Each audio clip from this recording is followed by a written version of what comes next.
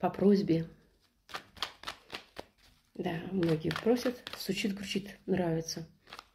Поэтому давайте я сегодня тоже стучит, кричит, как бы буду делать расклад, потому что как бы он, ну, обширен, да, немножко, да, и получается какие-то вещи, которые будут вас, ну, резонировать, может быть, да, и вы будете понимать, да, что так, что не так.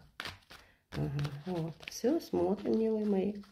Смотрим, милые мои, стучит вам мужчина, ага, с трудностями. С дороги мужчина стучит вам, с какими-то трудностями, понимаете? Будете разбирать, видите, что он стучит. Грючит вас, милые мои, грючит вас что? Работа. Грючит вас что? Вот что, грючит вас вот это долгое ожидание какой-то работы, деятельности, понимаете? Но у вас, понимаете, было все хорошо. Значит, получается, вы и тоскуете за тем хорошим, которое у вас, понимаете, было, да, в вашей жизни, стучит, грючит. На порог вступает вам какой-то богатый человек, так, предложением работы, да, и любви.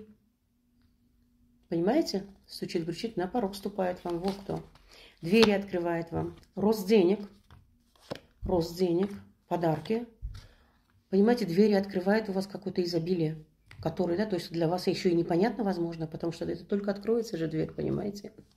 Стучит, кричит, на порог вступает, двери открывает, да, что было, то есть, ну, были у вас, да, свои проблемы с материей, было у вас тоска по любви, было это у вас, все было, слезы были у вас, понимаете?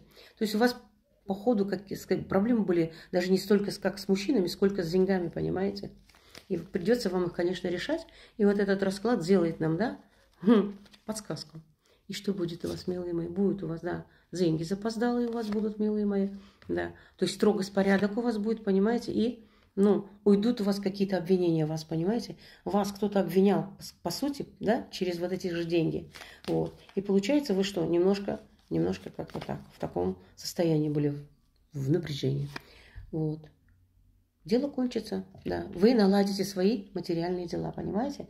То есть этот расклад, как бы вот, в общем, говорит о том, что вы хотите наладить материальный свой уровень достатка, вот, чтобы у вас было, как говорится, и пилось, и лилось, и хорошо жилось.